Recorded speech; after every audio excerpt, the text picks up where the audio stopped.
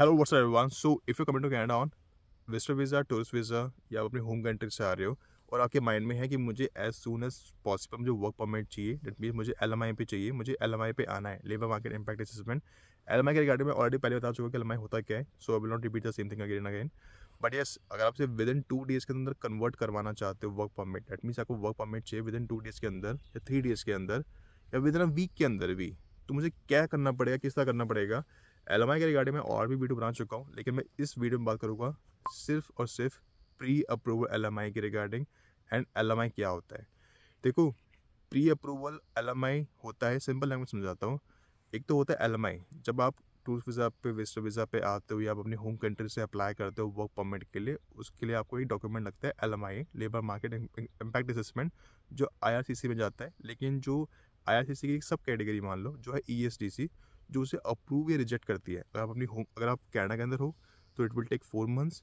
Right now it will take 5 to 7 months because of so many files, so many backlogs.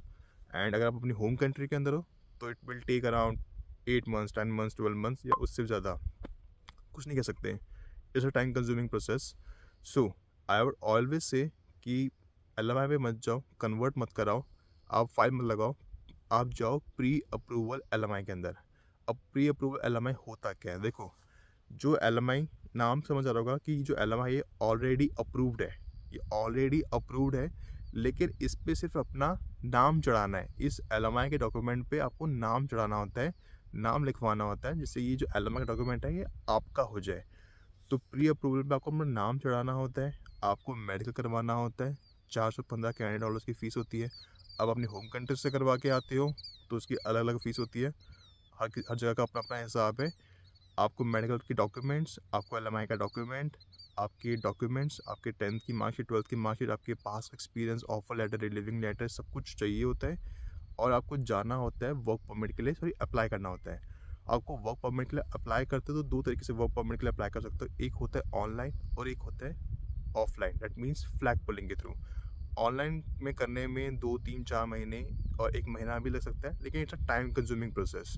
So if you want as soon as possible within 10 minutes या half an hour या maximum से maximum 1 घंटा, तो one of the best way कि आप US Canada के border पे जाओ, फ्लैग पुलिंग करो। फ्लैग पुलिंग में कुछ नहीं होता, एक रास्ता होता है, वहाँ से घूम के वापस आना होता है। आपका वो क्रॉस करते हैं, स्टैंप लगाते हैं एंड वेलकम टू कनाडा, वो परमिट आप आ जाते हो वापस सीट में। ठीक है, अब करना क्या होता है, आपसे क्या क्वेश्चन पूछते हैं? आपसे पूछते हैं आपका नाम, किस कंट्री से बिलोंग करते हो, किस सिटी से बिलोंग करते हो, आपका पास का एक्सपीरियंस, कनाडा में कब से हो, जिस जॉब के लिए आप जा रहे हो आपको उसकी नॉलेज है या नहीं है, और आप कुछ कर तो नहीं रहते, कोई फैमिली मेम्बर है कनाडा में या नहीं है।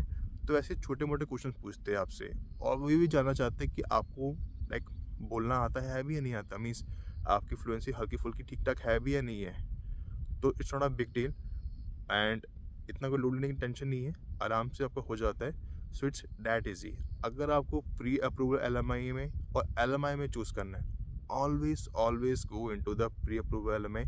थोड़ा सा महंगा हो सकता है, it's all depend immigration consultant to consultant, agent to agent, लेकिन इट्स अ टाइम कंज्यूमिंग नहीं होता। इट्स आपका ये बहुत सारा टाइम बचा लेता है, क्योंकि अगर आप एलएमआई के लिए फ़ाइल करोगे, देयर इज़ नो गारंटी कि आपका एलएमआई अप्रूव होगा, नहीं होगा, रिजेक्ट होगा, नहीं होगा। It's all depend upon the ESDC, वो चाहे तो अप्रूव करे, वो चाहे तो रिजेक्ट कर दे। सो प्री अप्रूवल में जाओगे, डॉक्यूमेंट सबमिट करवाओगे, you get a work permit, file कर सकते हो, from the next day you will work. It's that easy, आपका वहीं से टाइम स्टार्ट हो जाएगा। और आई ऑलवेज से, अगर कोई प्रोविंस के रिगार्डिंग बात करूँ, which province you have to choose अगर आप एलएमआई पे आते हो, आइदर अल्बर्टा और Nova Scotia, New Brunswick, Newfoundland Labrador, Prince Edward Island means Atlantic province के अंदर, या यूकॉन प्रोविंस या सस्कैचुअन भी चूज़ कर सकते हो। लेकिन एक चीज़ याद रखना, आपकी इंडस्ट्री, आपका नॉक कोड, आपका पर आवर के हिसाब से वेज, आप किस लोकेशन में, रूरल एरिया में हो तो अलग उसके एक्स्ट्रा पॉइंट्स मिलते हैं, स्पेशली अल्बर्टा प्रोविंस के अंदर। ये सब कुछ डिपेंड करता है, सब कुछ डिपेंड करता है। अगर आप किसी छोटी मोटी इंडस्ट्री में वर्क करोगे, कैशियर की, फूड काउंटर अटेंडेंट की जॉब, रिटेलर की जॉब, लोकल स्टेट में स्टोर मैनेजर की जॉब, सुपरवाइजर की जॉब, इसकी इतनी डिमांड नहीं है। I will tell you very frankly, current scenario में डिमांड है, ऐसा नहीं है कि आपको जॉब पीआर नहीं मिलेगा, चांसेस बहुत कम है। और आपको कोई कंसल्टेंट एजेंट ये बोले कि आपको LMI भी दिलवाएगी और आपको PR करवा के देगी। उसका बाप भी नहीं करवा सकता अगर आपके पॉइंट्स नहीं बनते हैं X% के अंदर, नहीं करवा सकता। और आपको PNP में पॉइंट्स नहीं बनते हैं। PNP में पॉइंट अगर आपको बन जाते हैं, क्योंकि हर किसी प्रोविंस में, लाइक सस्कैचुअन में, मैनिटोबा में 60 पॉइंट चाहिए होते हैं मिनिमम, अल्बर्टा में 65 चाहिए होते हैं, और अटलांटिक प्रोविंस में 67 पॉइंट चाहिए होते हैं। अगर आपके पॉइंट्स क्रॉस हो भी जाते हैं तो इसकी कोई गारंटी नहीं है कि आपको PR भी मिलेगा। I will tell you very frankly, कोई गारंटी नहीं है। इट्स ऑल डिपेंड वहाँ के हालात, सिचुएशन चल रही है और क्या हिसाब चल रहा है।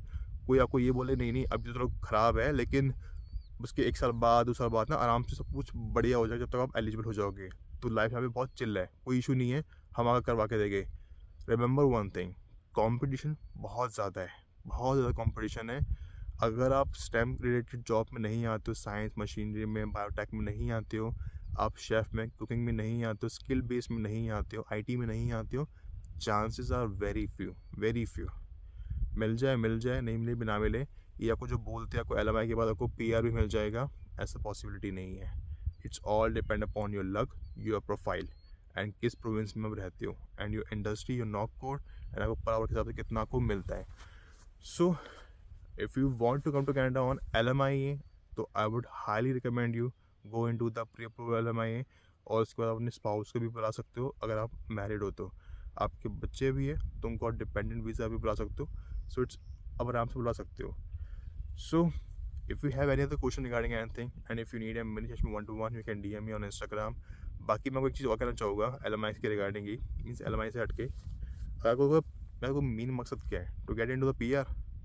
तो सबसे बेटर है कि रूरल रिन्यूएबल स्ट्रीम में जाओ, RNIP में जाओ, फिर प्री अप्रूवल LMI पे आओ, फिर LMI पे आओ, या अगर आपको LMI से बेटर है कि स्टडी वीज़ा पे जाओ, और पर्टिकुलर कम्युनिटी या पर्टिकुलर प्रोविंस को चूज़ करो, जो मैंने बाकी वीडियो से बता रखा है, जहाँ पे आपको PR के चांसेस बहुत ईजी है, even if you have a zero experience. Like Atlantic province, अगर आप यूकॉन में जाते हो, 1 ईयर की स्टडी करो, 6 मंथ्स का एक्सपीरियंस गेन करो, file for the PNP, PR के लिए। विद इन आपको 3 to 4 मंथ्स में आपको PNP मिल जाता है। It's that is in Yukon province. या आप अंडर RNIP के अंदर भी लगा सकते हो, जो 11 कम्युनिटीज आती है। So it's not a big deal.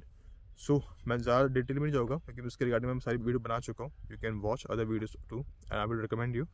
And if you have any other question, anything you want to ask, just comment in the comment section. And if you need a mini 1-to-1 regarding anything related to Canada, चाहे वो business हो, investment हो, study visa, PNP हो, RNIP हो, LMI हो, pre-approval LMI हो, कुछ भी हो, doesn't matter. You can ask me, or you can DM me on Instagram. You have to pay a nominal fees. So तब तक के लिए goodbye and have a great day.